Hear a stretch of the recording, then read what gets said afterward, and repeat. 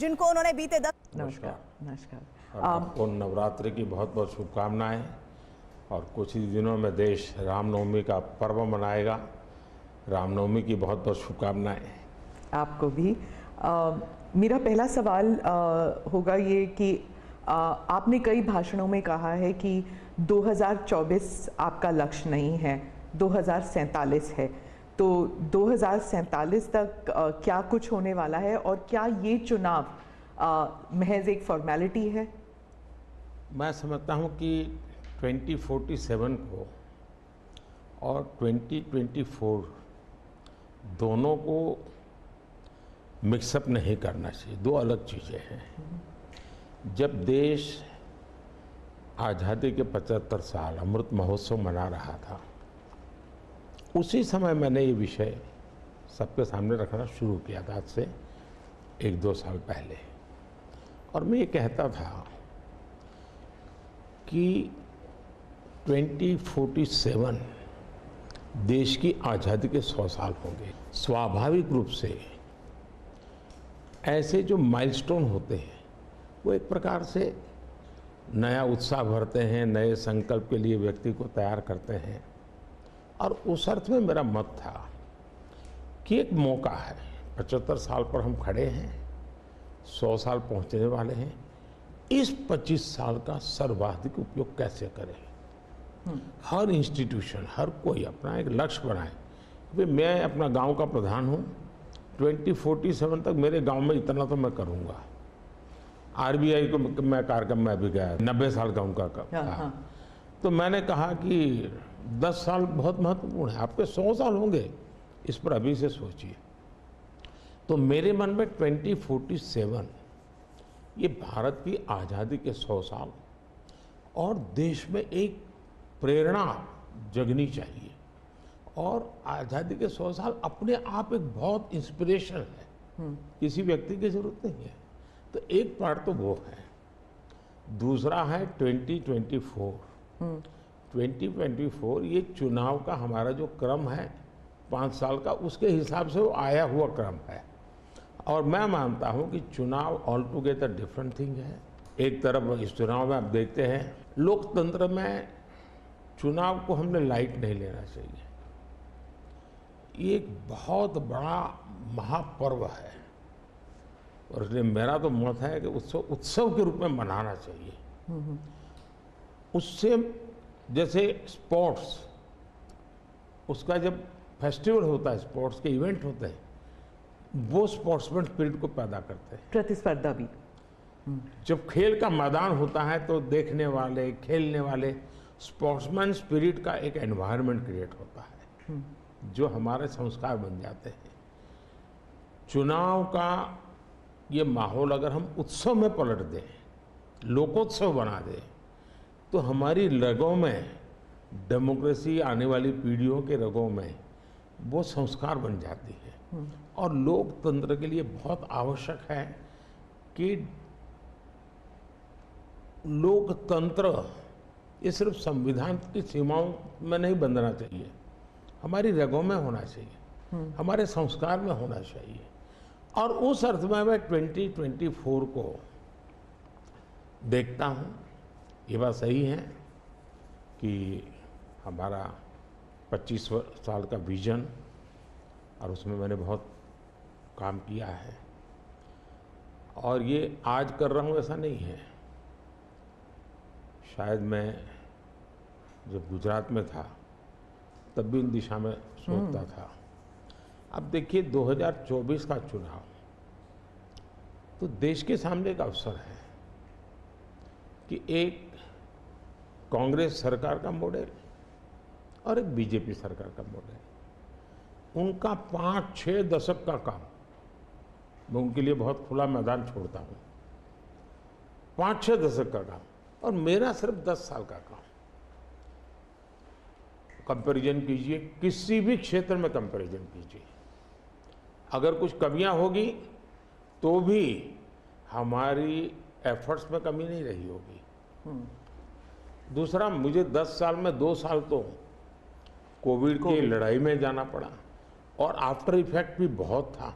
फिर भी आज हम कंपैरेटिवली देश को स्पीड कहो, स्केल कहो, सर्वांगीण विकास की बात करें तो वो कहें, सर्व समावेशक विकास की बात कहें तो वो देखें। हर पैरामीटर पे आपको कांग्रेस के मॉडल से एक ऐसा मॉडल नजर आ रहा है कि हाँ, इस रास्ते पर हम चलेंगे इतनी गति से, और गति और बढ़ानी है मुझे। अगले टर्म में गति भी बढ़ानी है और स्केल भी बढ़ाना है, तो वो तो मेरा लक्ष्य ही है। दूसरा, आप देखेंगे कि जब देश चलाने की देशवासी जिम्मेवारी देते हैं तो आपका सिंगल माइंडेड फोकस होना चाहिए। देश के लोग दुर्भाग्य से पहले की राजनीतिक कल्चर ने परिवार को कैसे मजबूत बनाना, परिवार की जड़ों को कोई उखाड़ न दे, उसी में शक्ति लगाते रहे। जबकि मैं देश मजबूत इसी एक लक्ष्य को लेकर के काम कर रहा हूँ। मेरी सरकार पूरी उस लक्ष्य को लेकर काम रही। और जब देश मजबूत होता है तो हर कोई उसका बेनिफिशियरी संतोष अनुभव करता है। हाँ यार, कुछ तो हो रहा है, मेहनत तो कर रहा है, ईमानदारी से कर रहा है, इन चीज़ों का इम्पैक्ट होता है। तो 2024 ये चुनाव है और चुनाव का मैदान है, तो हम एक अपने ट्रैक रिकॉर्ड को लेकर के गए हैं और वे अपने ट्रैक रिकॉर्ड को लेकर के आए हैं। प्रधानमंत्री जी, आपने दो चीज़ों का जिक्र किया जिसके बारे में पूछना चाहूँगी। एक तो वो जब आरबीआई में जब आपने कहा 2014 विजन वगैरह की बात कर रहे थे, तो जब आप कहते हैं कि ट्रेलर है, आपके स्पीचेस में कहते हैं अभी तो ट्रेलर है, मैं बहुत कुछ करने वाला हूँ, तो एक कस्बा होता है जो थोड़ा नर्वस हो जाता है कि करने क्या वाले हैं मोदी जी। एक वो नर्वस होते हैं, जो दूसरी जिनका विश्वास आप पर पूर्ण तरह है, वो सोचते हैं कि हाँ अभी और काम बाकी है और मोदी जी उसे अंजाम देने वाले हैं। तो दोनों के लिए आप अगर हमें बताएं कि विजन क्या है कि 2047 तक किस तरह ये विजन सक्सेसफुल होगा, क्या आपका गेम प्लान है? जब मैं कहता हूँ कि मेरे मन में बहुत बड़े बड़े प्लान है और उसके लिए बहुत बड़े बड़े फैसले हैं, किसी को डरने की ज़रूरत नहीं है।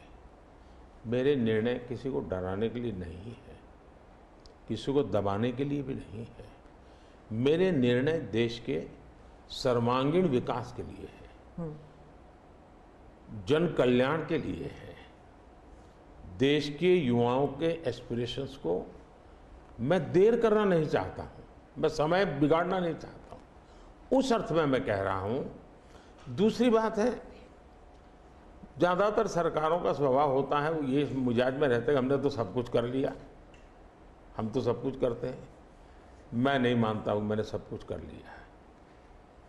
मैंने ज़्यादा से ज़्यादा करने का प्रयास किया है, सही दिशा में जाने का प्रयास किया है, फिर भी बहुत कुछ है जो मुझे अभी भी करना है, क्योंकि मैं देखता हूँ मेरे देश की कितनी आवश्यकताएं हैं।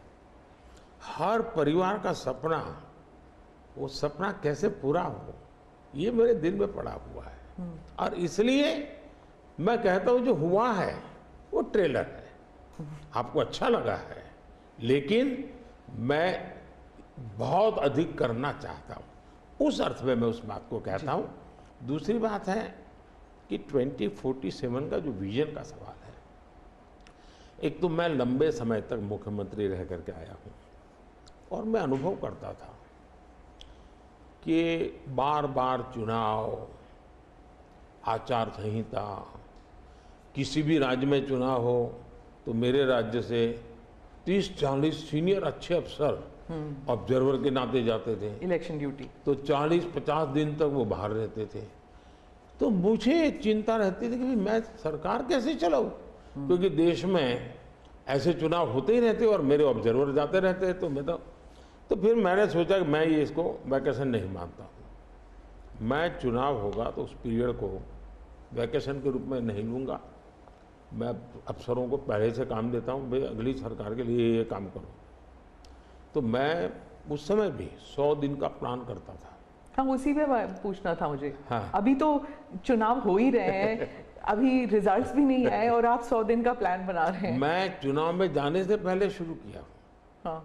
और दरअसल मैंने कैसे किया कि मैं पिछले 2 साल से 2047 को ध्यान में रख के काम करता था, और उसके लिए देश भर में लोगों के ओपिनियन मांगे, सुझाव मांगे।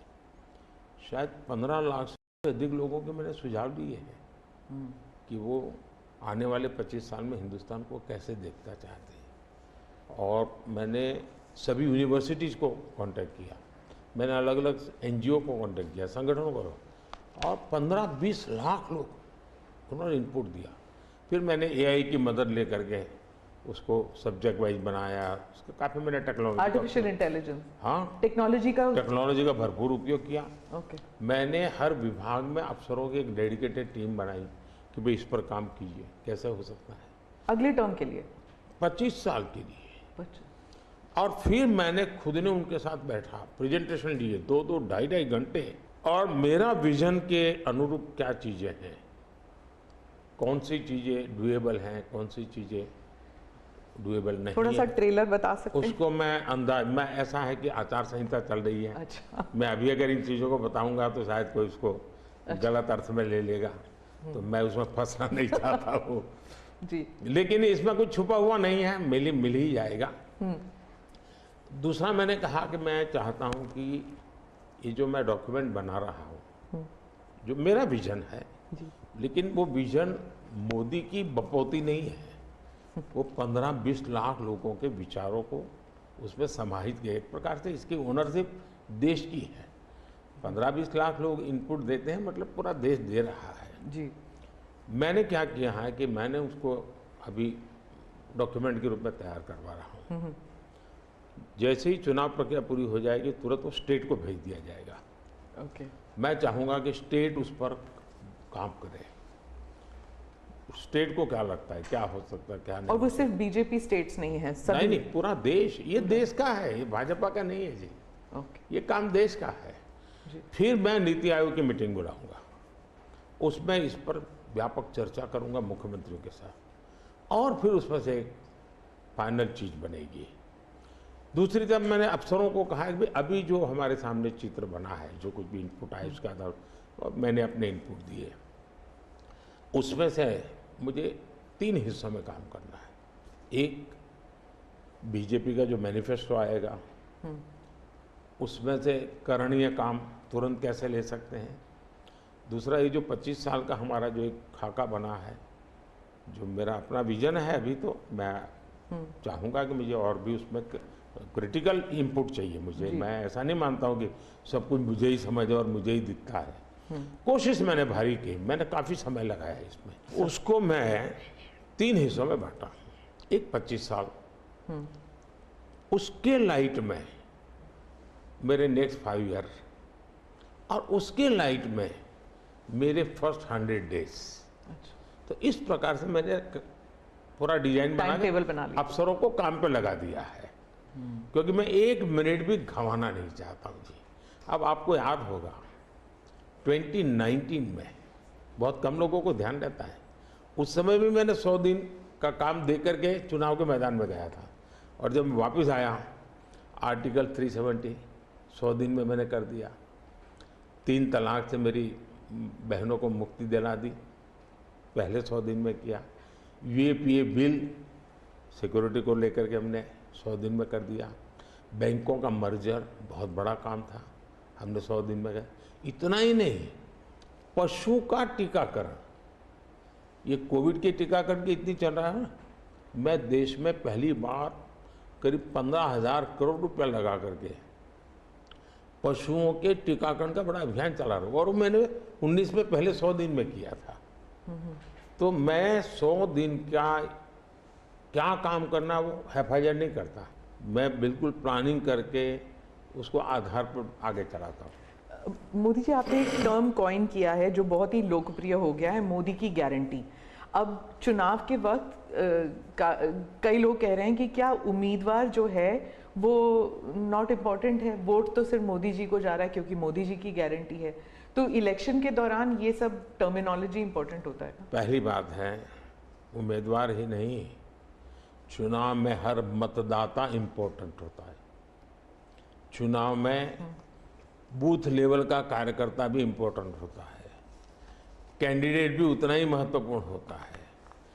और इसलिए ये कह देना कि और किसी का महत्व नहीं होता है, ये वरना इतना बड़ा चुनाव हो ही नहीं सकता है जी, तो बहुत महत्व होता है। जहाँ तक गारंटी का सवाल है, आज हमारे यहाँ दुर्भाग्य से शब्दों के प्रति जो कमिटमेंट होना चाहिए, वो एक प्रकार से लग रहा है कि ये तो चलते का नाम गाड़ी, कुछ भी बोल दो, कहीं पर भी बोल दो, कोई जिम्मेवारी नहीं। अब आप देखा होगा इन दिनों एक नेताजी के पुराने ढेर सारे वीडियो बाजार में घूम रहे हैं और उनके एक विचार से दूसरा विचार कितना कॉन्ट्राडिक्टरी है। अब लोग एक साथ देखते होगा, अरे ये आदमी इतना हमें मूर्ख बनाता था, हमारी आंख में धूल झोंकता। अभी मैंने एक नेता का भाषण सुना, उन्होंने कहा एक झटके में मैं गरीबी हटा दूंगा। अब जिनको 5-5, 6-6 दशक देश का राज करने को मिला, वो जब आज कहेंगे कि मैं एक झटके में गरीबी हटा दूंगा, तो देश सोचता है ये क्या बोल रहे हैं। तो मुझे लगता है पॉलिटिकल लीडरशिप की क्वेश्चनेबल होती जा रही है। ऐसे में प्राण जाए और वचन न जाए, ये महान परंपरा से हम निकले हुए लोग हैं। मैं मानता हूं कि नेताओं ने ओनरशिप लेनी चाहिए, जिम्मेवारी लेनी चाहिए। ये मैं जो बोल रहा हूं मतलब मेरी जिम्मेवारी है, ये कोई करेगा ऐसा करेगा ऐसे नहीं चलता है। और उसमें से मैंने बल दिया है गारंटी का। मैं कमिटमेंट भी करता हूं और उसका मैं ओनरशिप ले रहा हूं। और जब ओनरशिप लेते हैं ना, तो देश को भरोसा होता है। आज आप देखिए कि हम जो बात कहते हैं उस पर लोगों का भरोसा है। 370 हटाऊंगा, भले हमें पार्टी का जन्म हुआ तब से हम कह रहे थे, हमारे श्यामा प्रसाद मुखर्जी ने बलिदान दिया था, लेकिन हम उस पर पक्के मन से लगे हुए थे।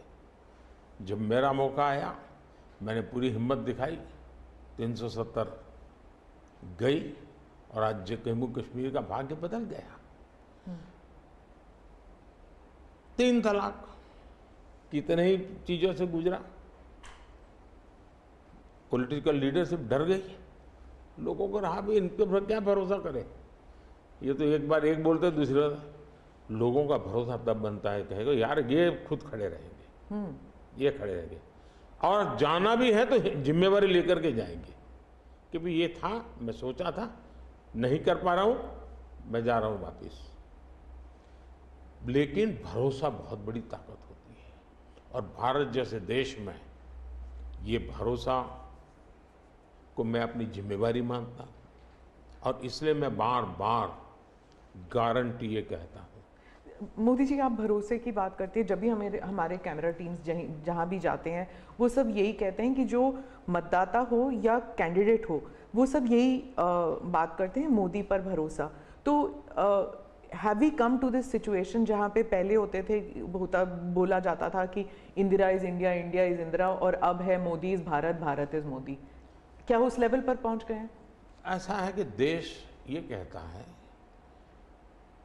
और जो मैं खुद भी फील करता हूँ, कि ये माँ भारती का बेटा है, ये माँ भारती का संतान है।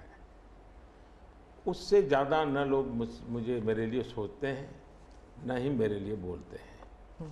भारत माँ का संतान है, माँ की सेवा कर रहा है, तो इतना ही बहुत है। मैं राम मंदिर प्राण प्रतिष्ठा की बात करती हूँ। इसको एक राजनीतिक रंग नहीं चढ़ना चाहिए था, लेकिन हो गया है। और जब इलेक्शंस आ गए हैं तो फिर चाहे ऑपोजिशन हो या बीजेपी हो, एक दूसरे पर आरोप लगाते हैं, तुम पापी तुम पापी। कांग्रेस कहती है कि इसका राजनीतिकरण बीजेपी ने किया, इसलिए वो पापी है। बीजेपी कहती है कि न्योता देने के बावजूद आप प्राण प्रतिष्ठा में आए नहीं, इसलिए आप पापी हैं। तो इसे आप कैसे देखते हैं? पहली बात है कि इसका राजनीतिकरण किसने किया। और इसको आज की घटनाओं से मत, जब हमारा जन्म भी नहीं हुआ था, हमारी पार्टी पैदा भी नहीं हुई थी, उस समय अदालत में ये मामला निपटाया जा सकता था, समस्या का समाधान हो सकता था। भारत विभाजन हुआ तो विभाजन के समय ये तय कर सकते हैं, चलो भाई इतनी इतनी चीज़ें ऐसा कर लो, वो नहीं किया गया। क्यों? कि एक ऐसा हथियार हाथ में है, जो हथियार वोट बैंक पॉलिटिक्स के लिए मजबूती का एक दांव है, इसलिए उसको पकड़ के रखा गया और बार बार उसको भड़काया गया। अब जब ये अदालत के अंदर मामला चल रहा था, अदालत में अभी जजमेंट ना आए वहां तक कोशिश की गई। न्यायिक प्रक्रिया से होना चाहिए, तो हमारा संविधान हमें कहता है और सरकार की तो जिम्मेवारी है, लेकिन उसमें भी अड़ंगे डालना, ये क्यों? क्योंकि उनके लिए ये राजनीतिक हथियार था, ऐसे लोगों के लिए। और देखिए, राम मंदिर का ऐसे लोग हैं, राम मंदिर कर रहे हैं, तुम्हें मार देंगे, ऐसा करके वोट बैंक बनाने का एक तरीका था। अब हुआ क्या, राम मंदिर बन गया तो उनके हाथ से वो मुद्दा ही चला गया। अब वो किसी को डरा नहीं पा रहे हैं, राम मंदिर आ जाएगा, आ गया, कुछ नहीं हुआ, आग नहीं लगी कोई।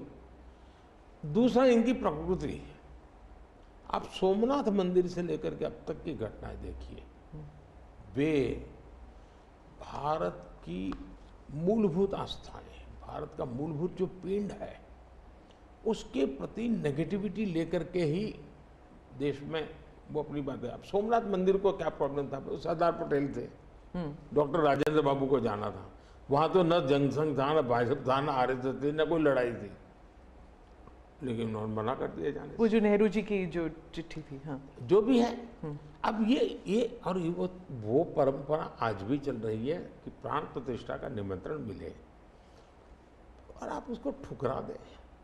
सचमुच में तो आपको गर्व होना चाहिए कि ये राम मंदिर निर्माण करने वाले जो भी लोग हैं, जिन्होंने संघर्ष भी किया है, वे आपके सारे पाप भूल करके, सारे आपके गुनाह भूल करके घर में आकर के आपको इनवाइट कर रहे हैं और नए से व्यवहार शुरू करना चाहते हैं। आप उसको भी उस पुराने मिजाज से ठुकरा दें, तब लगता है कि आपके लिए वोट बैंक एक बहुत बड़ी आपकी मजबूरी है। और उस वोट बैंक के चलते इस प्रकार की चीज़ें होती रहती। और ये किसी को नीचा दिखाना, किसी का अपमान करना, ये अपना अधिकार मानते हैं। और मैं कभी कभी कहता हूँ, वे तो नामदार है, हम तो कामदार है। अब मैं नॉर्थ ईस्ट जाऊँ, वहाँ के लोग कोई कपड़े पहना दे, मैं पहनता हूँ, उसकी भी मजाक उड़ाना, यानी हर चीज़ की। मैं तमिलनाडु जाऊँ, लुंगी पहनूँ, तो उनको लगता है देखो ये कर रहा है, वो कर रहा है। मैं हैरान हूँ जी, इतनी नफरत लोकतंत्र में नहीं होती है, नहीं होनी चाहिए। देखिए, हमारे लिए, मैं मानता हूँ ये न राजनीति का विषय हम लोगों के लिए है, न होना चाहिए और न कभी होगा। हमारे लिए एक जबरदस्त आस्था का विषय है जी। और ये कोई प्रभु राम का संबंध कोई मेरे कारखाने में नहीं आया जी, हजारों साल से, और दुनिया के अनेक देशों में है। जब ये राम मंदिर का निमंत्रण देने के लिए ट्रस्ट के लोग मुझे आए, उन्होंने ठुकरा दिया। मैं सोचने लगा, इतना बड़ा मुझे दायित्व दिया जा रहा है, मैं अपने आप को योग्य क्या कैसे करूं, अपने आप को योग्य कैसे बनाऊं। तो मैंने कुछ लोगों की एडवाइस ली, कुछ संतों की, कुछ जानकार लोगों की, मेरी स्पिरिचुअल लाइफ से जुड़े हुए कुछ लोगों को मैंने पूछा कि भाई मैं इसको एक प्रधानमंत्री के रूप में इस कार्यक्रम को नहीं लेता हूँ, एक राम भक्त के रूप में करना चाहता हूँ, मुझे क्या करना। उसमें से मुझे सुझाव आया, तो सुझाव तो बहुत, लेकिन मैंने फिर कुछ अध्ययन भी किया और मैंने मनोमन तय किया कि मैं 11 दिन का अनुष्ठान करूँगा। और मैं ज़मीन पे सोता था, नारियल के पानी पर रहता था, और तय किया मैं प्रभु राम जहाँ जहाँ गए थे उसमें जहाँ भी मैं जा सकता हूँ जाने का प्रयास करूँगा। और वहाँ मैं अपना, जब मैं श्रीरंगम मंदिर में गया दक्षिण भारत में, हाँ। दक्षिण भारत में, और कम्ब रामायण का मैंने पाठ किया वहाँ। तब मुझे वहाँ के लोगों ने बताया कि साहब 800 साल पहले जब कम्ब रामायण की रचना हुई तो पहला पाठ इसी जगह पे हुआ, और मैं देख रहा सबके आंख में आंसू थे। ये जो मैंने अनुभूति की है साउथ में खास करके, यहाँ बैठे हुए लोगों को अंदाज नहीं आएगा जी कि क्या भक्ति है, क्या आस्था है और कितनी पवित्रता है उसमें। मेरा कार्यक्रम नोन नहीं था, मेरा काम भी ऐसा व्यक्तिगत था, लेकिन जो जन सामर्थ्य एक प्रकार से मुझे उनके भाव में अनुभव कर रहा था, तो मेरे लिए शायद मेरी स्पिरिचुअल जर्नी की एक बहुत बड़ा महत्वपूर्ण एक 11 दिन की घटना मैं देखता हूँ। मैं और राम मंदिर प्राण प्रतिष्ठा को मैंने बहुत गंभीर लिया था जी। मैंने एक इवेंट के रूप में नहीं लिया था जी, मेरे लिए वो इवेंट नहीं था। वो एक स्पिरिचुअल मूवमेंट था आपके लिए? मैं मानता, मुझे दिखता था वो 500 साल का संघर्ष, मुझे दिखता था 140 करोड़ लोगों की श्रद्धा, सपने, और देश के गरीब गरीब लोगों ने पाई दे करके मंदिर बनाया है जी। ये मंदिर 3 चीजें मैं देखता हूँ। एक, 500 साल का अविरत अखंड एक निष्ठ संघर्ष, लाखों लोगों का एक काम के लिए बलिदान। दूसरा, लंबी न्यायिक प्रक्रिया, इतने सालों की न्यायिक प्रक्रिया, और न्यायिक प्रक्रिया के हर तराजू से तूल करके निकला हुआ, कसौटी हुआ। दूसरा, टेक्नोलॉजी का उपयोग, ASI के द्वारा उसकी खुदाई, सबूत, ये एक बहुत बड़ा। और चौथा, हिंदुस्तान के कोटि कोटि लोगों ने 1-1, 2-2, 5-5 रुपया जो भी दे सकते दे करके ये मंदिर बनाया है। ये मंदिर सरकारी खजाने से नहीं बना है। ये ऐसे पहलू हैं कि जो भारत के स्वाभिमान को, भारत के सामर्थ्य को, भारत के सपनों को, भारत के संकल्प को और भारत के आने वाली पीढ़ी को बहुत बड़ी प्रेरणा देने वाले हैं। हम दक्षिण भारत की बात करते हैं तो पहले मैं दक्षिण भारत के कुछ मुद्दों के बारे में उठाऊंगी। बीजेपी का एक ऐसा नेता तमिलनाडु में उभर के आया है जो इसके लिए मीडिया अटेंशन काफ़ी कुछ आ रहा है, वो है अन्नामलाई जी। तो वो काफ़ी कॉन्फिडेंट हैं कि तमिलनाडु में बीजेपी को डबल डिजिट फिगर आएंगे। तो क्या ये उनका ओवर कॉन्फिडेंस है कि आप भी तमिलनाडु इतनी बारी जा चुके हैं? पहली बात है कि तमिलनाडु जनसंघ के जमाने से और भारतीय जनता पार्टी, मैं कहता हूँ 5-5 पीढ़ी हमारी इस विचार के लिए वहाँ खप चुकी है। तो एक निरंतर काम चला है। जब कांग्रेस से लोग निराश हुए तो प्रादेशिक पक्षों की तरफ गए, और लंबे अरसे तक प्रादेशिक पक्षों का जो कुछ भी कामकाज देखा है, अब लोग निराश हो गए। निराशा के इस माहौल में उन्होंने दिल्ली में भाजपा की सरकार का मॉडल देखा, हिंदुस्तान में अन्य राज्यों में भाजपा की सरकार का मॉडल देखा, देश भर में जो तमिल बंधु रहते हैं उन्होंने अपने घरों में जाके बताया भी हम जिस राज्य में रहते हैं वहाँ तो ये हो रहा है।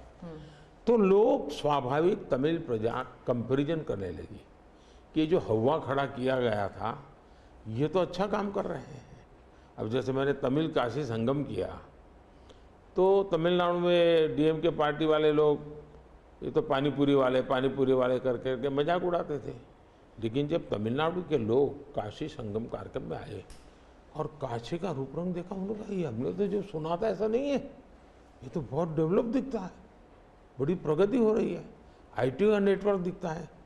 तो सोचने का तरीका बदलने लगा और उसके कारण DMK के प्रति जबरदस्त गुस्सा पैदा हुआ है। मैं कल्पना नहीं करता हूँ इतना बड़ा गुस्सा पैदा हुआ है। वो गुस्सा पैदा डाइवर्ट हो रहा है बीजेपी की तरफ पॉजिटिव वे में।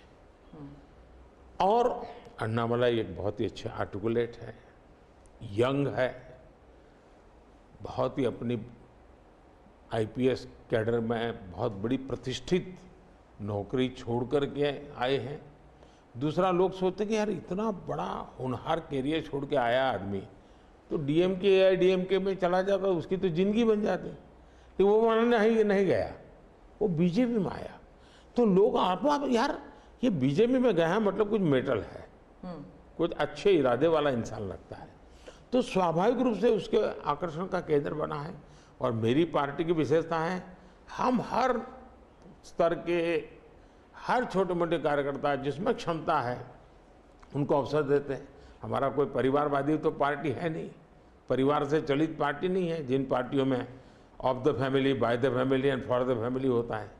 और इसलिए हमारे यहाँ तो हर एक को अवसर मिलता है। फैमिली बेस्ड पॉलिटिक्स अगर हम बात करें तो तमिलनाडु में डीएमके ने कहा है कि उन्होंने काफ़ी बयान दिए हैं सनातन के खिलाफ, और वो तो काफ़ी अरसे से करते आए हैं, काफ़ी दशकों से उनका एंटी सनातन पोजीशन रहा है। लेकिन अब जो है वो लोग थोड़ा बहुत आक्रोश दिखने को मिल रहा है। तो आप क्या समझते हैं कि is it because of awareness कि लोग बीजेपी की तरफ मुड़ रहे हैं, या फिर सनातन के खिलाफ जो उनके स्टेटमेंट्स है वो बाकी राज्यों में भी ये फैल रहा है? अब मैं इस सवाल को जरा अलग तरीके से देखता हूँ। सवाल हमें कांग्रेस को पूछना चाहिए। जो कांग्रेस जिसके साथ किसी जमाने में महात्मा गांधी का नाम जुड़ा हुआ था, जो कांग्रेस जहां इंदिरा गांधी जी गले में माला खुलेआम पहन करके घूमती थी, रुद्राक्ष माला, जो हाँ रुद्राक्ष माला पहन करके घूमती थी इंदिरा जी। सवाल कांग्रेस को पूछना चाहिए कि तुम्हारी क्या मजबूरी है कि सनातन के खिलाफ इतना जहर उगलने वाले लोगों के साथ तुम क्यों बैठे हो भाई? क्या तुम्हारी राजनीति अधूरी रह जाएगी क्या? ये कौन सी कांग्रेस की सोच विकृति आ रही है कांग्रेस में, ये चिंता का विषय है। डीएमके का तो जन्म शायद इस नफरत में पैदा हुआ होगा, और धीरे धीरे वो नफरत का खेल भी उनका लोग स्वीकार करने नहीं लगे हैं, और इसलिए वो नए नए तौर तरीके अपना करके बोल रहे हैं। प्रश्न उनका नहीं है, प्रश्न कांग्रेस जैसी पार्टी का है कि उसने अपना मूल कैरेक्टर गंवा दिया है क्या?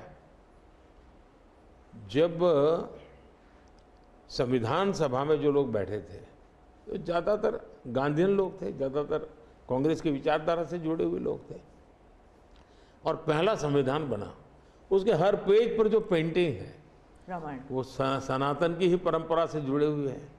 तो आपका संविधान बना, उस संविधान में सनातन का गौरव का हिस्सा था, और आज सनातन को इतनी भयंकर गालियां देने की हिम्मत हो और आप उनके साथ चुनाव की राजनीति करें, उनके साथ मंच साझा करें।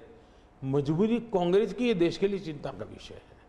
और जो तमिलनाडु के मुख्यमंत्री और कुछ और दक्षिण के मंत्री हैं, मुख्यमंत्री हैं, वो कहते हैं कि जो दक्षिण है वो अलग इकाई है, उत्तर अलग इकाई है, दक्षिण भारत और उत्तर भारत, और बीजेपी जो है वो दक्षिण भारत में सेंध नहीं कर सकती। राहुल गांधी ने तो संसद में भी कहा था कि आप अगर पूर्व से देखें, बंगाल से देखें, उड़ीसा, आंध्र प्रदेश, तेलंगाना, तमिलनाडु, केरल तक जाएं, पूरे उस एरिया में बीजेपी सेंध नहीं कर पाएगी। दो अलग इकाई है क्या दक्षिण भारत और उत्तर भारत? पहली बात है, भारत बहुरत्ना वसुंधरा है, भारत विविधताओं से भरा हुआ देश है। यहाँ रेगिस्तान भी हैं, यहाँ समुद्री तट भी हैं, यहाँ हिमालय भी हैं, और यहाँ सह्याद्री भी हैं, यहाँ गंगा के पट भी हैं और कावेरी के पट भी हैं। तो भारत को टुकड़ों में देखना, ये भारत के प्रति नासमझी का परिणाम है। अगर यही भाव होता, अगर आप हिंदुस्तान में देखें प्रभु राम के नाम से जुड़े हुए गांव कितने सबसे ज़्यादा कहाँ हैं, तो तमिलनाडु में है। इतने सारे गांव के नाम हैं कि उसमें राम तो होगा ही होगा। अब इसको आप कैसे अलग कह सकते हैं? किसको गले उतारेंगे आप? लेकिन भारत की विविधता है, पंजाबी जैसा होगा वैसा नागालैंड का व्यक्ति नहीं होगा, गुजराती जैसा होगा वैसा कश्मीर का व्यक्ति नहीं होगा। तो विविधता ही तो हमारी शक्ति है, हमने विविधता को सेलिब्रेट करना चाहिए। हमें गुलदस्ता ऐसा है भारत का जिसमें हर एक का अपना फूल दिखाई दे, ये भाव होना चाहिए। कांग्रेस कहती है कि बीजेपी और खासकर मोदी जी इस विविधता को अप्रिशिएट नहीं करते, एक रंग में ढालना चाहते हैं, और अगर 400 सीट जो आप कह रहे हैं अगर वो आ जाता है तो संविधान रद्द हो जाएगा, एक ही भाषा, एक ही रहन सहन, एक ही तरीका होगा, और वो है जो मोदी जी कहेंगे। मैं समझ नहीं पाता हूँ कि जो व्यक्ति यूएन में जाकर के पहली बार दुनिया की सबसे पुरातन भाषा तमिल भाषा का गुणगान करता हो, किस आधार पर उस व्यक्ति को आप ऐसे आरोप लगा रहे हो? मेरा तो मत है, और मैं जब कपड़े अलग अलग राज्य के पहनता हूं तो उनको ही परेशानी हो रही है। मुसीबत उनकी है कि वो एक सांचे में देश को डालना चाहते हैं। हम तो विविधता की पूजा करते हैं, हम विविधता को सेलिब्रेट करते हैं, और मैं हमको क्या, हर एक को कहता हूं, जैसे हमने कहा कि भाई डॉक्टर बनना है, इंजीनियर बनना, मातृभाषा में क्यों नहीं बन सकता है? जब मैं मातृभाषा में डॉक्टर इंजीनियर बनने की बात करता हूँ, मतलब कि मैं मातृभाषा को सेलिब्रेट कर रहा हूँ, उसका महात्मा ही बढ़ा रहा हूँ।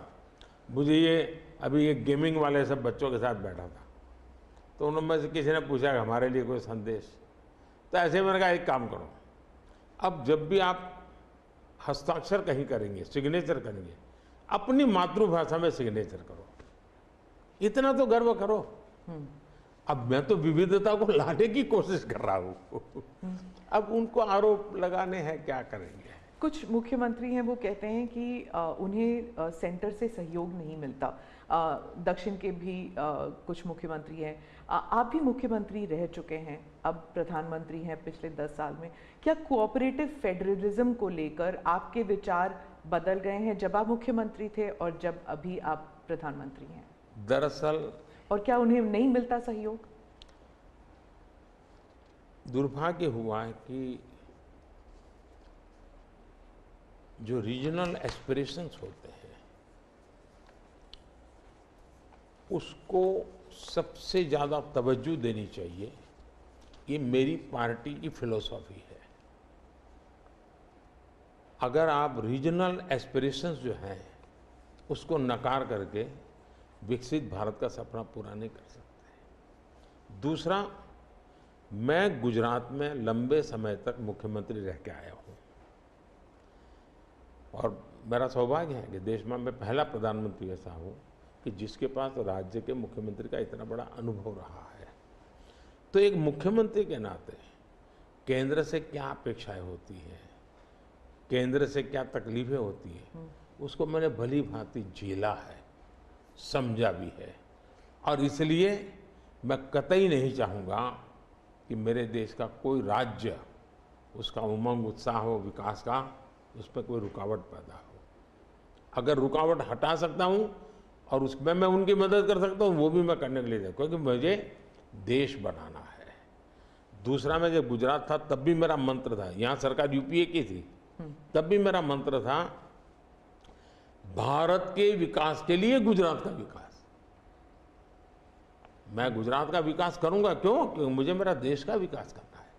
हमारे देश में वातावरण बनना चाहिए, और हमने एस्पिरेशनल डिस्ट्रिक्ट की कल्पना की। हर राज्य में हमने कहा कि ये राज्य के पैरामीटर के बराबर है। भारत सरकार ने योजना बनाई, उसकी मदद की। सभी राज्य आज हमारे एस्पिरेशनल डिस्ट्रिक्ट में और एस्पिरेशनल ब्लॉक में मिल करके हम काम कर रहे हैं, और बहुत अच्छे परिणाम नजर आ रहे हैं। अब आप कोरोना देखिए, मैंने इतनी बार चीफ मिनिस्टर से मीटिंग की, शायद 20-25 बार, और हर चीज़ में सब मिल करके निर्णय करते थे। तो हम साथ मिल करके चले तो हम कोरोना के जंग को जीतने में सफल हुए।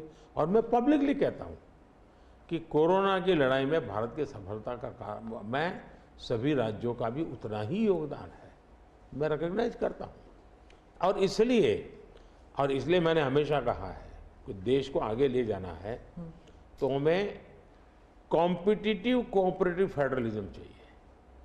हमारे यहाँ स्पर्धा होनी चाहिए, तंदुरुस्त स्पर्धा होनी चाहिए विकास की, तब जाकर के। अब देखिए G20, मैं G20 दिल्ली में कर सकता था, मैंने ऐसा नहीं किया। हिंदुस्तान के हर राज्य में G20 समिट किया, क्योंकि हर राज्य में G20 को सबसे ज़्यादा अवसर मिले, लोगों को उस राज्य को देखने का अवसर मिले, राज्य को अपना एक्सपोजर के लिए ग्लोबल प्लेटफॉर्म मिल जाए। क्यों? क्योंकि मैं चाहता हूँ मेरा देश का हर कोना मेरे लिए देश ही है। मोदी जी, दो सवाल G20 को लेकर मैं पूछना चाहती थी आपसे। एक तो वो जो क्लासिक शॉट था ना, वो प्रेसिडेंट बाइडेन और प्रिंस सलमान जो हैंडशेक वाला जो शॉट, उसके बारे में एक। दूसरा, वेस्टर्न मीडिया में बहुत से आर्टिकल्स आते थे उस वक्त कि कोई कंसेंसस होगा नहीं, डिक्लेरेशन होगा नहीं, पर हो गया डिक्लेरेशन। तो ये दो, इन दोनों चीज़ों की बैक स्टोरी बताइए। एक तो आपने वो हैंडशेक कैसे करवाया, और दूसरा डिक्लेरेशन कैसे हुआ? एक ग्लोबल गुड जब उसके लिए काम करते हैं और अपने निजी कोई इफ्स एंड बट्स नहीं होते हैं, तो आप दुनिया को ऑन बोर्ड ले सकते हैं।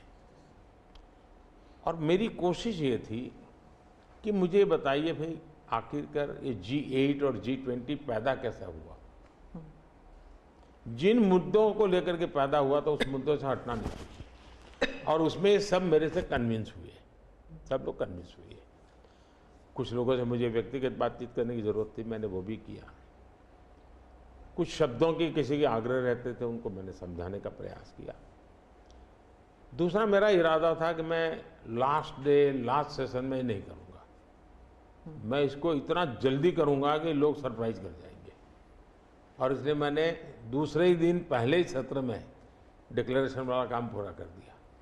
तो जो नेगेटिव अनुमानों के आधार पर सारा G20 घसीटने की कोशिश होती थी, मैं इसको किसी भी हालत में चौंका देना चाहता था। तो दैट वाज माय स्ट्रेटेजी, और वो स्ट्रेटेजी सफल हुई। और मुझे खुशी है, जहाँ तक दुनिया के उन देशों को क्यों लाए साथ, कैसे लाए। देखिए, सिल्क रूट की चर्चा हम बहुत समय से सुनते आए हैं। सिल्क रूट किसने बनाया, कैसे बना, कोई हिस्ट्री अवेलेबल नहीं है। तो सिल्क रूट चल पड़ा और यानी इवॉल्व हुआ धीरे धीरे। हम लोगों ने ये जो IMEC की दिशा में हम गए हैं, ये बहुत बड़ा गेम चेंजर बनने वाला है। और आने वाले हजारों साल उसका इम्पैक्ट, जैसा सिल्क रूट का इम्पैक्ट हजारों साल रहा, वैसा इसको इम्पैक्ट रहने वाला है। और उसमें मैं सबको विश्वास हुआ कि भाई हाँ, ये तरीका है। उसमें गल्फ कंट्रीज का भी पॉजिटिव और प्रोएक्टिव रोल था। भारत ने एक अच्छी भूमिका निभाने का भारत को अवसर मिला। US, यूरोप हमारे साथ थे, और सबको लगा कि एक कॉन्क्रीट पॉजिटिव आउटकम निकलेगा, तो हम उसको लेकर के मिलते थे। तो उसमें स्वाभाविक था कि सऊदी किंग और प्रेसिडेंट बाइडेन और दोनों के साथ मेरी अच्छी मित्रता है, तो मैं किसी का भी हाथ भी पकड़ सकता हूँ, किसी की बात भी कर सकता हूँ। पर्सनालिटी पॉलिटिक्स भी आता है ना, क्योंकि देखिए आप कि अगर हम विदेश नीति की बात करें तो खाड़ी के साथ जो हमारे रिश्ते बेहतर हुए हैं, उसके लिए बहुत से लोग कहते हैं कि it is because of your personal intervention. आपको सम्मान भी दिया गया था वहाँ पर। तो चाहे ईस्ट एशिया हो या वेस्ट एशिया हो, इसमें पर्सनालिटी पॉलिटिक्स कहाँ तक इम्पोर्टेंट है कि आप उनके जो राष्ट्रपति हैं या प्रधानमंत्री हैं, उनके साथ आपका वाइबिंग होता है, आप उनके साथ बातचीत करते हैं और वो फिल्टर डाउन होता है। फिर कहाँ तक इसमें पर्सनालिटी पॉलिटिक्स भी है?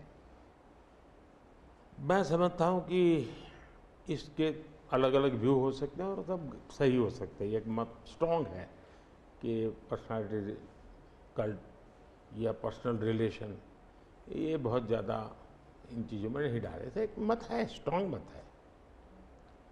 मुझे लगता है कि हमारी डिप्लोमेसी अगर प्रोटोकॉल में फंसी रहेगी तो हम परफॉर्म नहीं कर पाएंगे। डिप्लोमेसी की ताकत भी इनफॉर्मल में भी है, प्रोटोकॉल में ही ऐसा नहीं है। प्रोटोकॉल में ज़्यादा पोजीशनिंग होता है, पहले कौन आएगा, पहले कौन हाथ मिलाएगा वगैरह, उसी में समझ जाता है। तो मैंने शुरू से देखा कि भाई, जैसे मेरी शपथ हुआ था, बड़ा इंटरेस्टिंग है। मैंने तय किया कि मैं सार्क देशों को 2014 की शपथ में। हाँ 2000 पहली बार में पहली बार। सार्क देशों को बनाने का मेरे मन में विचार आया। और उसके पीछे कारण ये था क्योंकि मेरा चुनाव प्रचार में मुझ पर आरोप एक ही था कि ये मोदी तो एक राज्य से आया है, ये देश की राजनीति क्या समझेगा, विदेश नीति क्या समझेगा, ये तो डुबो देगा। ये चुनाव प्रचार का मेरा खिलाफ के जो मुद्दे थे उसमें एक बड़ा महत्वपूर्ण मुद्दा था। सब लोग मेरी मजाक उड़ाते थे, तो मुझे लगा इनको एक ही एक्शन से मुझे जवाब दे देना चाहिए, बोलने की जरूरत नहीं है पहले दिन से। तो मैंने शपथ समारोह में सार्क देशों को बुलाया। उसके पहले मैंने बैक चैनल से उन सबसे सहमति ले ली थी, ऐसा तो नहीं हो सकता कि कोई, और सब लोग आए। मेरा शपथ हुआ। फॉरेन मिनिस्टर अभी तो हमारा बना भी नहीं था, और मैं इन सारी चीज़ों से बिल्कुल नया था, बिल्कुल अनभिज्ञ था, लेकिन बायलैटरल सबके साथ होना था। जब हम लोग हैदराबाद हाउस में गए तो मुझे समझाया सब प्रोटोकॉल वालों को, सब ऐसा होगा, वो आएंगे, आप ऐसा कहेंगे सर। जब समय हुआ आना शुरू, मैंने कहा ऐसा करो मैं बाहर जाता हूँ उनको लेने के लिए, तो सारी सिस्टम हिल गई थी कि यार अपने प्रधानमंत्री गेट पर जाएंगे। सारी मेरी एमईए की प्रोटोकॉल की जो दुनिया थी ना, उसके लिए वो पहला ही दिन बड़ा गजब होता, और मेरे लिए वो एक एक्शन सारे मेरे दरवाजे खोल दिए थे। और इसलिए मैं प्रोटोकॉल में बंधने के बजाय परफॉर्मेंस पर फोकस करके डिप्लोमेसी के लेवल को शिफ्ट करने का प्रयास किया हूँ, और उसमें मुझे सफलता मिली है। President Obama, president Biden, president Trump, इन तीनों के साथ आपने काम किया हुआ है, और इंडिया यूएस रिलेशंस एक अपवर्ड ट्रैजेक्टरी पे हैं। लेकिन बहुत से मुल्क हैं जो भारत की अपवर्ड ट्रैजेक्टरी से परेशान होते हैं। ये इट इज़ अंडरस्टूड कि ये है, जैसे कि चाइना, क्योंकि वो दे यूज टू थिंक कि ग्रुप ऑफ 2 होगा, एक तरफ चाइना, एक तरफ अमेरिका, मतलब 2 पावर सेंटर्स होंगे। तो मैं सिर्फ उदाहरण के लिए चाइना दे रही हूँ, लेकिन हमारे इर्द गिर्द जो मुल्क हैं वो भी थोड़े असमंजस में है कि ये भारत की ट्रैजेक्टरी इतनी ऊपर इतनी जल्दी जा रही है। क्या हम अपने नेबरहुड को अपनी सक्सेस स्टोरी का हिस्सा नहीं बना सकते? अच्छा सवाल आपने पूछा। हमारी डे 1 से पॉलिसी है, एक नेबर फर्स्ट, दूसरा एक्ट ईस्ट। तो जो हमारे ईस्टर्न पार्ट के जो हमारे आसियान कंट्री के देश हैं, उसमें हमने एक्ट ईस्ट पॉलिसी लिया है, यहाँ नेबरहुड फर्स्ट। तो ये हमारा डे 1 से हमारे देश की भी पॉलिसी है और हमारी भी पॉलिसी है। पहले लूकैस था, मैंने आकर के उसको एक्ट ईस्ट कहा। लेकिन इसमें दूसरा, आज दुनिया के सैकड़ों मील दूर भी कोई देश है, उनको लगता है कि भारत की प्रगति में हमारा कोई बेनिफिट है, तो पड़ोसी को नहीं देखेगा। आज पड़ोसी सबसे ज़्यादा खुश हैं क्योंकि भारत उनके सबसे, अब जैसे कोविड के कालखंड में कोई पड़ोसी देश ऐसा नहीं है कि जिसकी हमने मदद नहीं की हो। नेचुरल कैलेमिटी, कोई ऐसा देश नहीं है। अब जब नेपाल में भूकंप आया, फर्स्ट रिस्पॉन्डर हम थे। श्रीलंका में बहुत बड़ा क्राइसिस आया, उस क्राइसिस के समय सबसे ज़्यादा उनको मुसीबत में से बाहर निकालने का कोई काम किया है हिंदुस्तान ने किया, और पब्लिकली वो रिकग्नाइज करते, इसको कहते हैं। और इसलिए मैं तो दूसरा अनुभव कर रहा हूँ, वो हमसे बहुत अपेक्षाएं करते हैं, और पॉजिटिव अर्थ में मैं कहता हूँ, अच्छे रूप में देखते हैं। और भारत ने भी कहा है कि भाई हम हमारे सभी देशों को, पड़ोसियों को शक्तिशाली और समृद्ध देखना चाहते हैं। आपने दोस्ती का हाथ बढ़ाया था 2014 से ही पाकिस्तान, चाइना के साथ भी ऐसे किया था। लेकिन जब आप सक्सेस स्टोरी या अपने नेबरहुड फर्स्ट की बात करते हैं तो पाकिस्तान, चाइना, मालदीव्स ये भी आते हैं, और यहाँ पर कटाक्ष है अगर आप बात करें तो। इसके लिए सुधार उसमें उनकी अंदरूनी राजनीति महत्वपूर्ण है। भारत और उन देशों का संबंधों से ज़्यादा उनका इंटरनल पॉलिटिक्स के लिए कुछ चीज़ें जरूरी है। जी, विदेशी मीडिया जो है वो हमेशा कहती है कि Modi is the most popular prime minister in India. वो इस बारे में कोई दो राय नहीं है, लेकिन ये भी कहती है a strong Modi means democracy start sliding. मतलब लोकतंत्र के लिए खतरा है अगर मोदी जी और स्ट्रॉन्ग हो जाएंगे, लेकिन भारत में कुछ और ही है। वो वही रेटिंग्स, वही एजेंसीज कहते हैं कि लोग जो हैं वो खुश हैं कि मोदी जी अगर स्ट्रॉन्ग हो जाएं, तो उन्हीं के रेटिंग्स ये कहते हैं। आप इस बारे में क्या कहेंगे? पहली बात है कि उनकी टर्मिनोलॉजी क्या है और उनके इस कंक्लूजन पर आने का आधार क्या है, ये अपने आप में एक रिसर्च का विषय है। लेकिन मैं ये समझ नहीं पाता हूँ कि जिस देश में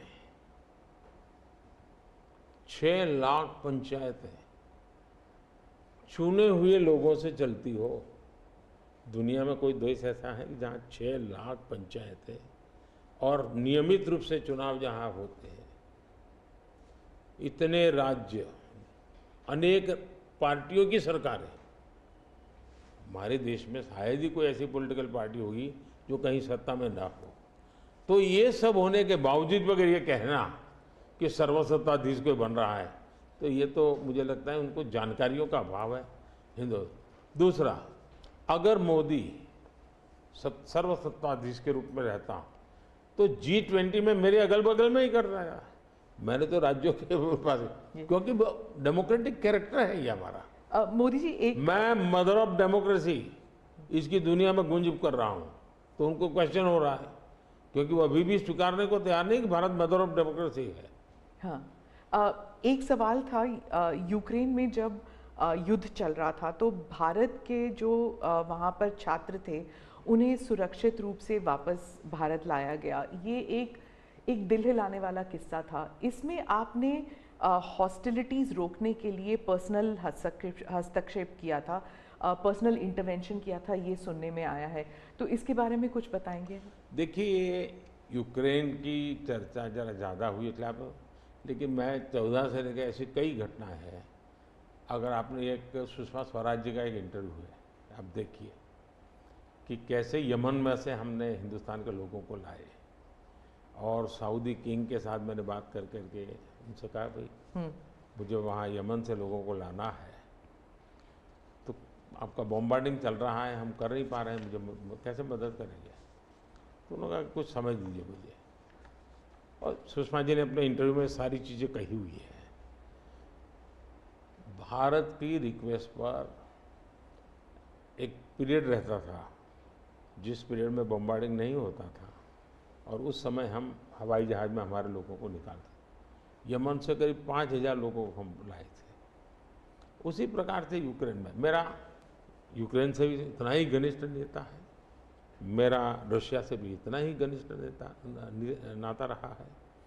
दोनों राष्ट्रपति के साथ में बहुत मित्रतापूर्ण मेरा रहा है। मैं पब्लिकली राष्ट्रपति पुतिन को कह सकता हूँ कि युद्ध का समय नहीं है। मैं यूक्रेन को भी कह सकता हूँ पब्लिकली कि बातचीत के रास्ते पर ही जाना चाहिए, और इसके कारण मेरी क्रेडिबिलिटी है। और जब मैंने कहा भाई भारत के इतने लोग, हमारे नौजवान फंसे हुए हैं और मुझे आपकी मदद चाहिए, और मैं आप क्या व्यवस्था कर सकते हो? फिर मैंने बताया मैंने इतनी व्यवस्था की है, आप इतना मेरी मदद कीजिए। उन्होंने मदद की, और भारत के तिरंगे की ताकत इतनी थी कि विदेशी व्यक्ति की भी भारत का तिरंगा हाथ में रखता था तो उसके लिए जगह मिल जाती थी। तो मेरा तिरंगा ही मेरी गारंटी बन गया था। मोदी जी, मैं डोमेस्टिक पॉलिटिक्स पे वापस आती हूँ। एक सवाल है इलेक्टोरल बॉन्ड्स के बारे में। राहुल गांधी जो हैं वो हर भाषण में कहते हैं, और विपक्ष के नेता भी कहते हैं कि इसमें धांधली हुई है। आपकी पार्टी के लोग भी कहते हैं कि अगर गलती है, अगर इसमें कोई गुंजाइश है इसके सुधार में, तो वो कर सकते हैं। क्या ये गलत फैसला था इलेक्टोरल बॉन्ड्स का? पहली बात है कि हमारे देश में लंबे अरसे से चर्चा चली है कि चुनावों में काला धन एक बहुत बड़ा खतरनाक खेल हो रहा है। देश के चुनावों को काले धन से मुक्ति मिले, इसके लिए कुछ करना चाहिए। चर्चा लंबे समय से चल रही है। चुनाव में खर्च तो होता ही होता है, कोई इनकार नहीं कर सकता है। मेरी पार्टी भी करती है, सब पार्टियां करती है, कैंडिडेट भी करते हैं, और पैसे लोगों से लेने पड़ते हैं, सब पार्टियां लेती हैं। मैं चाहता था कि हम कुछ कोशिश करें कि इस काले धन से हमारे चुनाव को कैसे मुक्ति मिले, ट्रांसपेरेंसी कैसे आए। एक प्रामाणिक पवित्र विचार मेरे मन में था, रास्ते खोज रहे थे, एक छोटा सा रास्ता मिला, वही पूर्ण है वैसा हमने उस समय भी क्लेम नहीं किया था। पार्लियामेंट में डिबेट में सबने उसको सराहा भी था। आज जो लोग उलट पुलट बोल रहे हैं उन्होंने सराहा था, पार्लियामेंट डिबेट देख लीजिए। हमने कैसे कैसे काम किया, जैसे 1000 और 2000 के नोट खत्म कर दिए। चुनाव में वही बड़े बड़ी मात्रा में ट्रैवलिंग करते हैं, क्यों कि ये काला धन खत्म हो। हमने सुप्रीम कोर्ट ने कहा था कि 20,000 रुपये तक पॉलिटिकल पार्टियां कैश ले सकती हैं। मैंने कानून बनाकर, नियम बना करके 20,000 को 2,500 कर दिया। क्यों? क्योंकि मैं नहीं चाहता था कि ये कैश वाला कारोबार चले। फिर मैंने कहा है कि इलेक्टोरल बॉन्ड, कि जो पार्टी अपना सीक्रेसी मेंटेन करना चाहती है।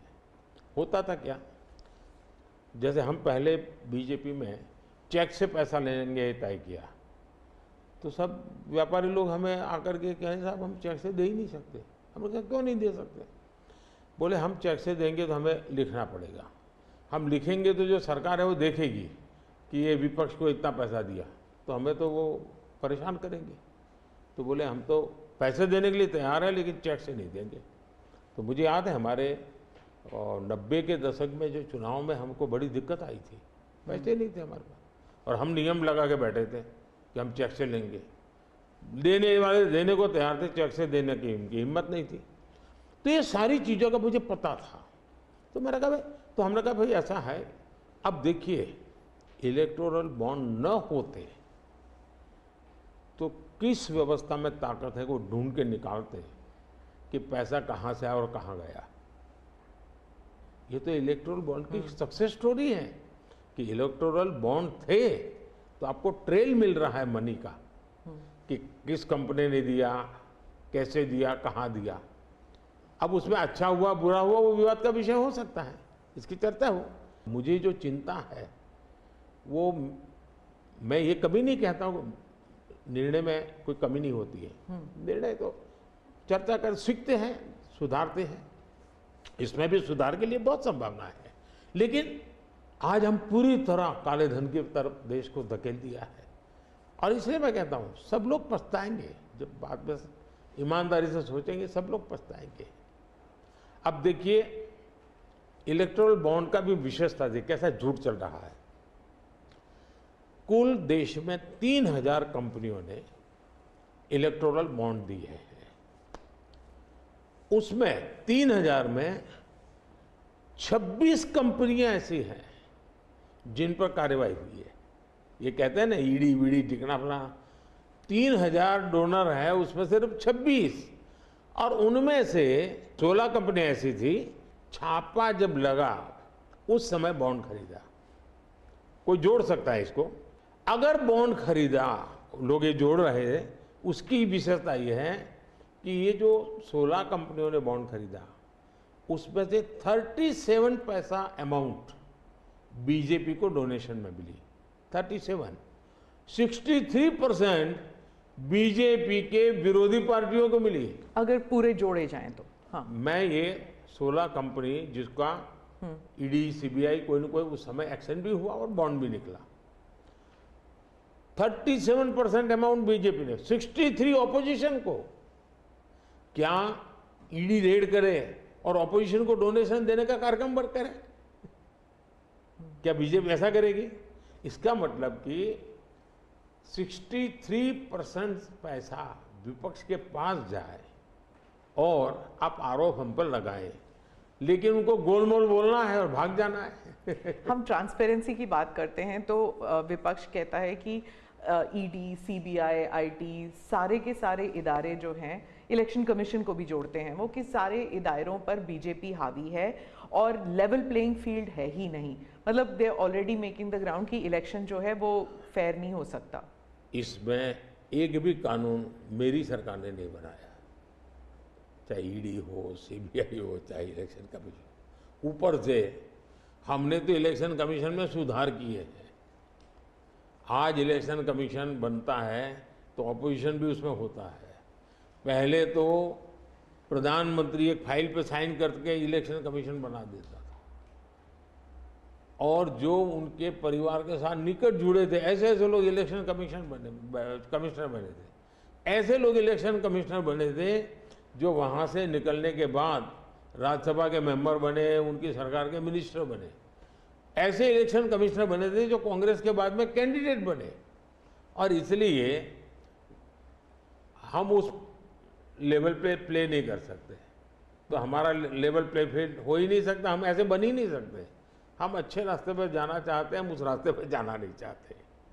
दूसरी बात है, आखिर ईडी सीबीआई कैसे बनी?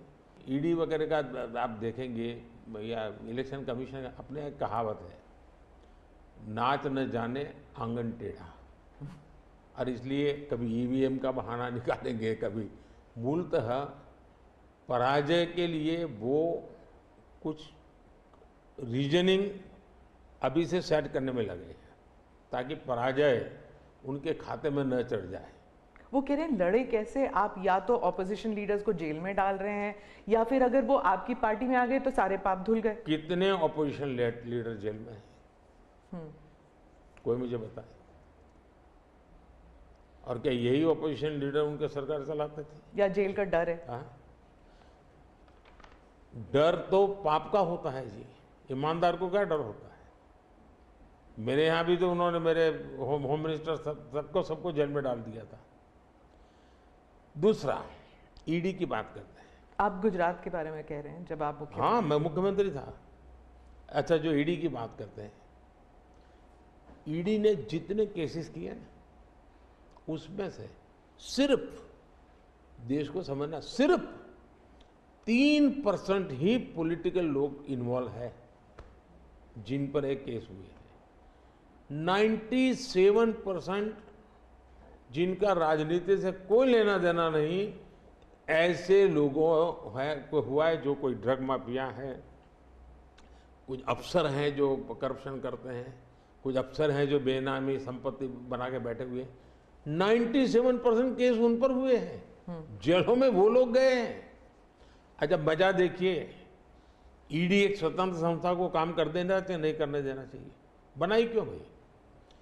2014 से पहले ये संपत्ति अटैच करने का ईडी को अधिकार है। 2014 से पहले उन्होंने सिर्फ 5,000 करोड़ रुपए की संपत्ति अटैच की। कौन रोकता था ईडी को भाई? और किसके लाभ में कहता?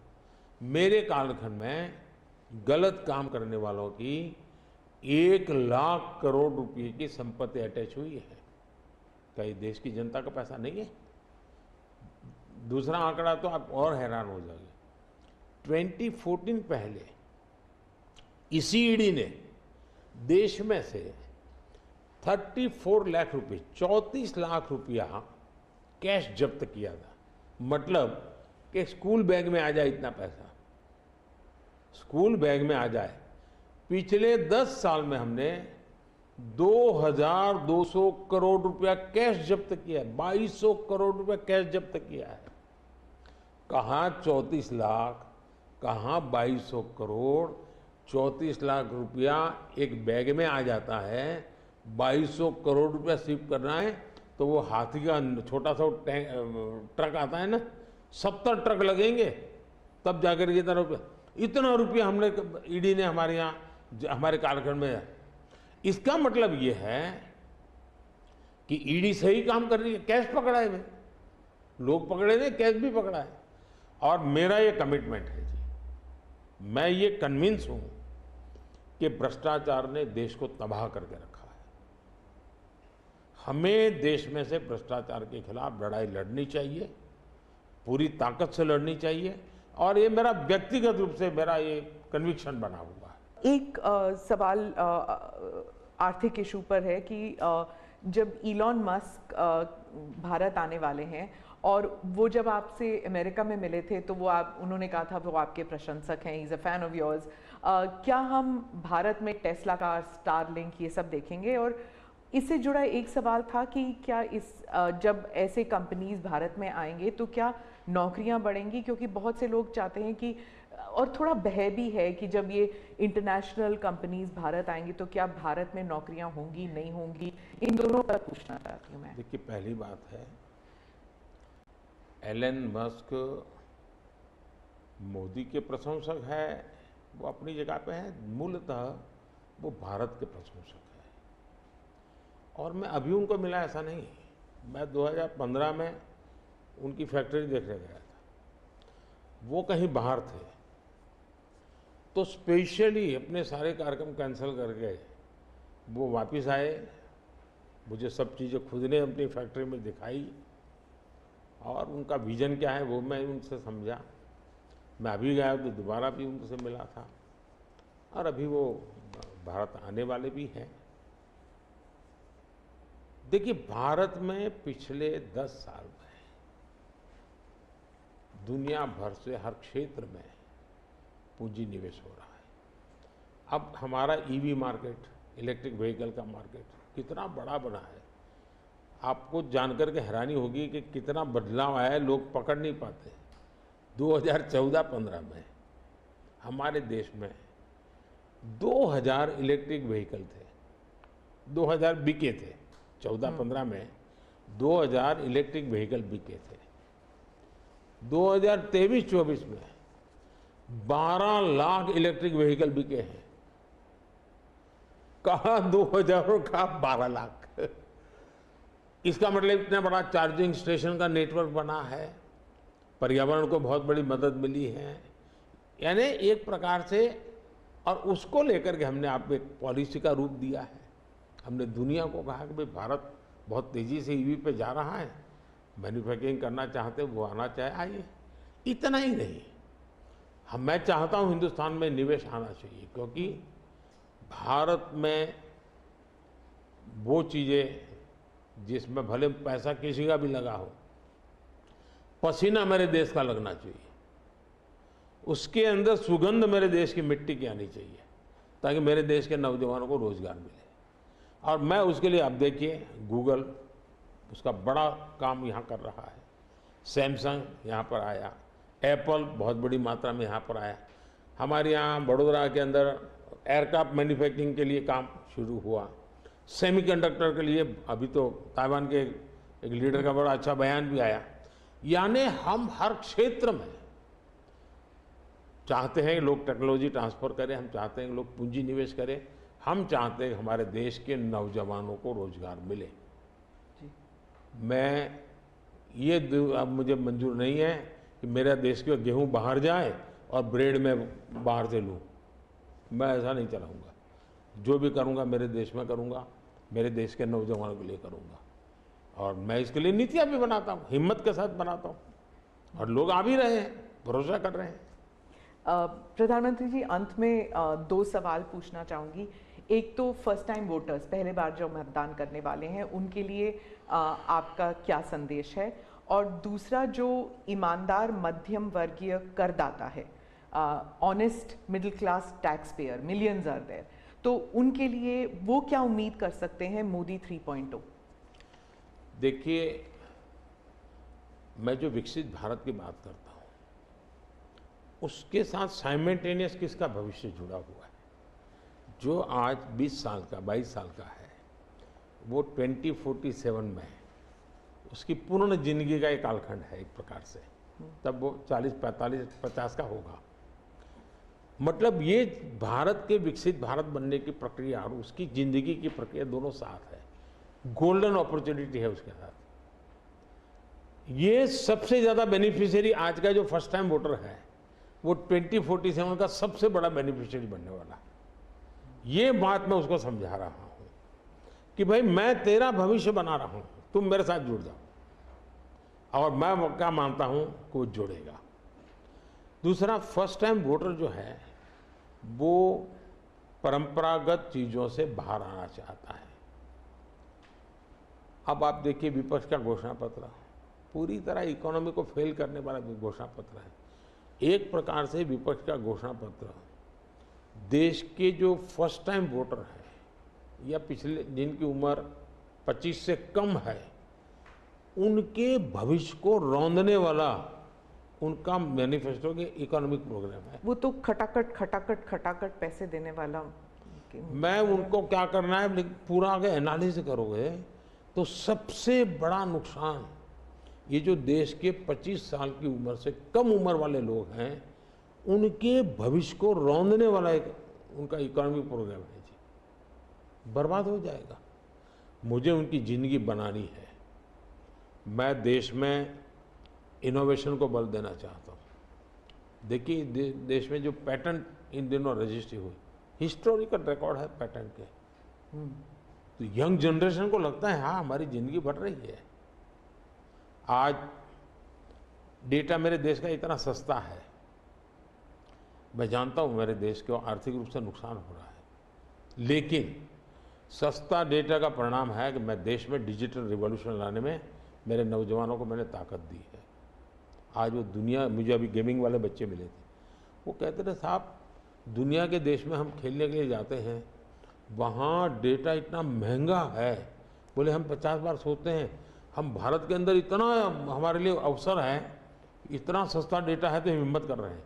एजुकेशन में आज डेटा सस्ता होने के कारण उसको कितनी फायदा हो रहा है जी। लॉन्ग डिस्टेंस लर्निंग, हाँ हर चीज़ में, टेलीमेडिसिन में। ये जो हमने इन चीज़ों पर कंट्रोल करके रखा है, इसका बहुत बड़ा लाभ हो रहा है, बड़ा रिवॉल्यूशन हो रहा है। और जो मिडिल क्लास टैक्स पेयर है उसके लिए जो, देखिए जहाँ तक टैक्स पेयर है, सचमुच में टैक्स पेयर का सम्मान होना चाहिए, टैक्स पेयर का गौरव होना चाहिए। आए दिन रास्ते चलते हर टैक्स पेयर को गाली देते रहेंगे तो देश कैसे चलेगा जी? ये मैं समझ नहीं आता हूँ ये किस सोच का परिणाम है। देखिए क्या बदलाव आया है। मैं टैक्स पेयर की बात करूँ, पिछले 10 वर्ष में ITR फाइल करने वालों की संख्या 2 गुने से अधिक हो गई। पहले 4 करोड़ से भी कम लोग ITR फाइल करते थे, आज 8 करोड़ से ज़्यादा लोग ITR फाइल कर रहे हैं। टैक्स कलेक्शन 3 गुना बढ़ोतरी हुई है। मतलब पहले जो नेट टैक्स कलेक्शन होता था वो 11 लाख करोड़ रुपए होता था, आज net tax collection 34 lakh crore रुपए हो रहा है। ये क्यों हो रहा है? उसको भरोसा है कि वो जो पैसा दे रहा है ना, वो सही जगह पे उपयोग हो रहा है, विकास के काम, चोरी लूटफाट में नहीं आया, इसलिए वो विश्वास के कारण देने के लिए आगे आया है। दूसरा, 7 लाख रुपये तक की इनकम पर टैक्स हमने माफ कर दिया है, जो पहले 2-2.5 लाख पर अटका हुआ था। 7 लाख रुपये कमाई तक कोई टैक्स नहीं देना है, फिर भी मेरे यहाँ टैक्स बढ़ रहा है। यानी, और इसलिए मैं मानता हूँ, मैं तो हर टैक्स पेयर का हृदय से आभार व्यक्त करता हूँ, क्योंकि जो मुझे सपने पूरे करने हैं उसमें टैक्स पेयर जो धन देता है उसी से होने वाला है। और मैं मानता हूँ देश की प्रगति के लिए करदाताओं की संख्या बढ़नी चाहिए और करदाताओं पर बोझ कम होना चाहिए। इस मूलभूत फिलॉसफी की तरफ मैं आगे बढ़ना चाहता हूँ। जैसे, और मैं तो करदाताओं से एक प्रार्थना भी करूँगा कि देश के खातिर विकसित भारत के लिए करदाता क्या कर सकता है। मैं उनको कहूँगा कि आप कम से कम 3 लोगों को जो टैक्स नहीं देते हैं उनको प्रेरित करो कि वो टैक्स देना शुरू करें। हर टैक्स पेयर सिर्फ 3 लोगों को प्रेरित करें। और मैं उनको समझाता हूँ, जब मैं गरीब का घर बनाता हूँ उसमें जो ईंट लगती है ना, किसी न किसी टैक्स पेयर की ईंट है, वो उसका जो पुण्य है ना, वो जो परिवार उसमें रहता है, जो पुण्य संतोष व्यक्त करता है, उसका पुण्य उस टैक्स पेयर को जाता है। किसी गरीब को मैं जब मुफ्त राशन देता हूँ जब खाना पका करके अपने बच्चों को खिलाता है ना, तब वो कोई टैक्स पेयर सोचे कि हाश मैंने टैक्स दिया था, वो भूखा बच्चा खाना खा रहा है, उसको टैक्स देने का आनंद आएगा। और इसलिए मैं टैक्स पेयर का धन, जन कल्याण के काम, इनको को रिलेट कर करके ही चलना चाहता हूँ, ताकि देने वाले को संतोष हो कि मेरे पैसों से ये हो रहा है। ये बहुत बड़ी आवश्यकता है। और मैं बार बार कहता हूँ कि ये जो गरीब के घर की थाली है ना, उसका संतोष का जो पुण्य है ना, उसका हकदार कोई है तो देश का टैक्स पेयर है। मोदी जी, चुनाव के दौरान आपने वक्त निकाला और हमसे इतनी सारी बातें की, उसके लिए धन्यवाद। बहुत बहुत धन्यवाद आपको। और मेरे देशवासियों से यही फर्स्ट टाइम वोटर्स को मेरी अपील है कि देश के नाम वोट कीजिए। मैं उनको कोई राजनीतिक वोट के लिए नहीं कह रहा, देश के नाम वोट कीजिए। खुद का आने वाला 25 साल के भविष्य के लिए वोट करें, ये मैं उनसे आग्रह करूंगा। दूसरा, मैं देशवासियों का कहूँगा, मैं सभी पॉलिटिकल पार्टी के वर्कर्स को भी कहना चाहूँगा कि गर्मी बहुत है, धूप में सभी पार्टी के वर्कर दौड़ रहे हैं। मैं सभी पार्टी के वर्कर को कहूँगा, बहुत पानी पीजिए, बहुत पानी पीजिए, दौड़िए, बहुत दौड़िए, लेकिन पानी बहुत पीजिए, ताकि इस धूप में, इस गर्मी में, मतदाताओं को भी कहूँगा कितनी ही धूप क्यों ना हो, आप मतदान अवश्य करें। हो सके तो सुबह जल्दी जल्दी मतदान कीजिए। ये और लोकतंत्र के उत्सव के रूप में चुनाव को मनाएं, यही मेरी प्रार्थना होगी देशवासियों को। अगली चुनाव सर्दियों में कीजिएगा और 1 नेशन 1 इलेक्शन वाला। आपने सही मुद्दा उठाया। 1 नेशन 1 इलेक्शन हमारा एक कमिटमेंट है। हमने पार्लियामेंट में भी बोला हुआ है, हमने कमेटी भी बनाई थी, कमेटी का रिपोर्ट भी आया है। तो 1 नेशन 1 इलेक्शन के संबंध में देश में बहुत लोग ऑन बोर्ड आए हैं, सभी दलों ने, बहुत लोगों ने इसमें जो कमेटी को अपना सुझाव दिए हैं, बहुत ही पॉजिटिव सुझाव आए हैं और बड़े इनोवेटिव सुझाव आए हैं। और देश का बहुत बड़ा लाभ होगा अगर हम इस रिपोर्ट को लागू करवा पाते हैं तो। जी, धन्यवाद मोदी जी। नमस्कार। Thank you.